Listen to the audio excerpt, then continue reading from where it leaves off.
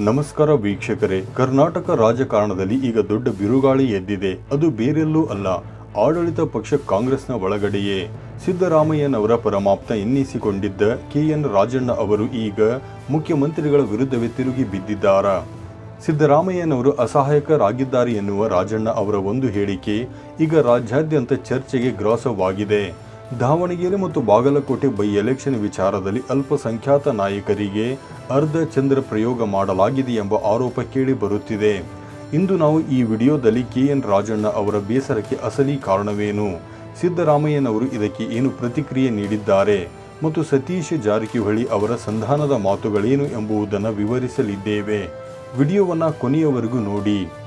ರಾಜಣ್ಣ ಅವರ ಆಕ್ರೋಶ ಮತ್ತು ಅಸಹಾಯಕ CM. ಘಟನೆಯ ಮೂಲ ಇರೋದು KN ರಾಜಣ್ಣ ಅವರ ಆ ಒಂದು ಮಾತುಗಳಲ್ಲಿ. ನಾವು ನಿರೀಕ್ಷೆ ಮಾಡಿದ ಮುಖ್ಯಮಂತ್ರಿಗಳಿಂದ ಇಂತಹ ಸಂಗತಿಗಳು ಬಂದಾಗ ಅವರು ಗಟ್ಟಿಯಾಗಿ ನಿಲ್ಲಬೇಕು, ಆದರೆ ಅವರು ನಿಲ್ಲುತ್ತಿಲ್ಲ ಎಂಬುದು ರಾಜಣ್ಣ ಅವರ ನೇರ ಆರೋಪ. ರಾಜಣ್ಣ ಅವರ ಪ್ರಕಾರ ಕಾಂಗ್ರೆಸ್ ಪಕ್ಷದೊಳಗೆ ಕೆಲವು ಪಟ್ಟಭದ್ರ ಹಿತಾಸಕ್ತಿಗಳು ಕೆಲಸ ಮಾಡುತ್ತಿವೆ. ಯಾರು ಪಕ್ಷಕ್ಕೆ ನಿಷ್ಠೆಯಿಂದ ಇರುತ್ತಾರೋ, ಯಾರು ಬಡವರಿಗೆ ಅನುಕೂಲವಾಗಬೇಕು ಎಂದು ಶ್ರಮಿಸುತ್ತಾರೋ ಅವರ ಮೇಲೆ ಹುನ್ನಾರಗಳು ನಡೆಯುತ್ತಿವೆ. ರಾಜಣ್ಣ ಅವರು ಸಿದ್ದರಾಮಯ್ಯನವರನ್ನು ಪ್ರಶ್ನೆ ಮಾಡುವಾಗ ಒಂದು ಮಾತು ಬಳಸುತ್ತಾರೆ. ಅವರಿಗೆ ಯಾವ ಒತ್ತಡಗಳು ಇದ್ದವೋ ಗೊತ್ತಿಲ್ಲ, ಅವರು ಮೌನ ವಹಿಸಿದ್ದಾರೆ. ರಾಜಣ್ಣ ಅವರ ಪ್ರಕಾರ ಈ ಹಿಂದೆ ವಾಲ್ಮೀಕಿ ಸಮುದಾಯವನ್ನು ಟಾರ್ಗೆಟ್ ಮಾಡಲಾಗಿತ್ತು, ಈಗ ಅಲ್ಪಸಂಖ್ಯಾತ ನಾಯಕರನ್ನು ಟಾರ್ಗೆಟ್ ಮಾಡಲಾಗುತ್ತಿದೆ. ಇದು ಪಕ್ಷದೊಳಗಿನ ಆಂತರಿಕ ಕಿತ್ತಾಟದ ಪರಾಕಾಷ್ಠೆ ಎನ್ನಬಹುದು. ಯಾರ ಮೇಲೆ ಹುನ್ನಾರ?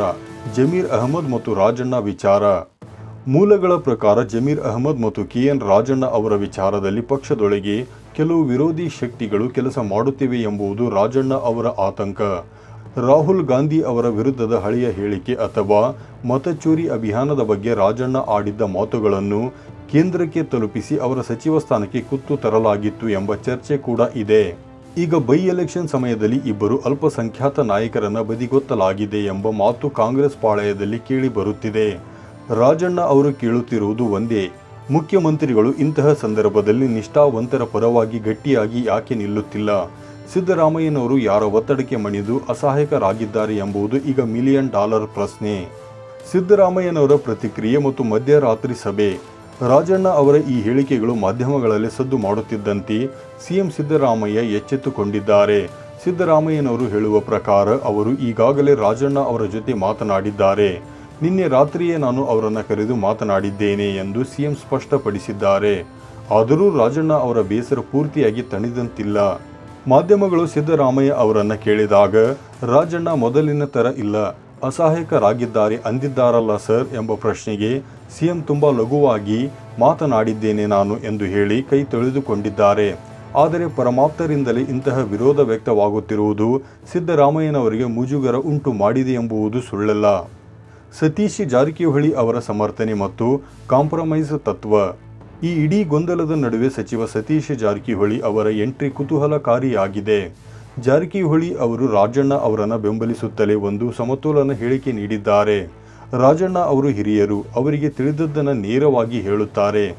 ಈ ಹಿಂದೆಯೂ ಕ್ಯಾಬಿನೆಟ್ನಲ್ಲಿ ಗಟ್ಟಿ ಸಿದ್ದರಾಮಯ್ಯ ಆಗಬೇಕು ಎಂದು ಅವರು ಹೇಳುತ್ತಿದ್ದರು ಎಂದು ನೆನಪಿಸಿದ್ದಾರೆ. ಆದರೆ ಅಸಹಾಯಕತೆ ಎನ್ನುವ ಪದಕ್ಕೆ ಜಾರಕಿಹೊಳಿ ಅವರು ಹೊಸ ವ್ಯಾಖ್ಯಾನ ನೀಡಿದ್ದಾರೆ. ಕೆಲವೊಮ್ಮೆ ಪಕ್ಷದ ಮತ್ತು ಸರ್ಕಾರದ ಹಿತದೃಷ್ಟಿಯಿಂದ ಅನಿವಾರ್ಯವಾಗಿ ಕಾಂಪ್ರಮೈಸ್ ಆಗಬೇಕಾಗುತ್ತದೆ. ಅದನ್ನು ಅಸಹಾಯಕತೆ ಎಂದು ಕರೆಯಲಾಗದು, ಅದು ಅನಿವಾರ್ಯ ಪರಿಸ್ಥಿತಿ ಎಂಬುದು ಜಾರಕಿಹೊಳಿ ಅವರ ವಾದ. ಜಬ್ಬಾರ್ ಅಂತಹ ನಾಯಕರ ವಿಚಾರದಲ್ಲಿ ಹೈಕಮಾಂಡ್ ನಿರ್ಧಾರ ತೆಗೆದುಕೊಳ್ಳಲಿದೆ ಎಂದು ಅವರು ಹೇಳಿದ್ದಾರೆ. ಮುಂದಿನ ಹಾದಿ ಏನು? ಒಟ್ಟಾರೆಯಾಗಿ ಹೇಳುವುದಾದರೆ ಸಿದ್ದರಾಮಯ್ಯನವರ ಆಪ್ತ ವಲಯದಲ್ಲಿ ಈಗ ಬಿರುಕು ಕಾಣಿಸಿಕೊಂಡಂತಿದೆ. ರಾಜಣ್ಣ ಅವರು ಎತ್ತಿರುವ ಪ್ರಶ್ನೆಗಳು ಕೇವಲ ವೈಯಕ್ತಿಕ ಬೇಸರವೋ ಅಥವಾ ಪಕ್ಷದೊಳಗಿನ ದೊಡ್ಡ ಮಟ್ಟದ ಅಸಮಾಧಾನದ ಮುನ್ಸೂಚನೆ ಎಂಬುದನ್ನು ಕಾದು ನೋಡಬೇಕಿದೆ. ಪಟ್ಟಭದ್ರ ಹಿತಾಸಕ್ತಿಗಳು ಅಧಿಪತ್ಯ ಸಾಧಿಸುತ್ತಿವೆಯೇ? ಸಿದ್ದರಾಮಯ್ಯನವರು ಮತ್ತೆ ಹಳೆಯ ಗತ್ತು ಪ್ರದರ್ಶಿಸುತ್ತಾರಾ? ನಿಮ್ಮ ಅಭಿಪ್ರಾಯವನ್ನು ಕಮೆಂಟ್ ಬಾಕ್ಸ್ನಲ್ಲಿ ತಿಳಿಸಿ. ನಮ್ಮ ಈ ವಿಡಿಯೋ ಇಷ್ಟವಾಗಿದ್ದರೆ ಲೈಕ್ ಮಾಡಿ, ಶೇರ್ ಮಾಡಿ ಮತ್ತು ನಮ್ಮ ಚಾನಲ್ಗೆ ಸಬ್ಸ್ಕ್ರೈಬ್ ಆಗಲು ಮರೆಯಬೇಡಿ. ಧನ್ಯವಾದಗಳು.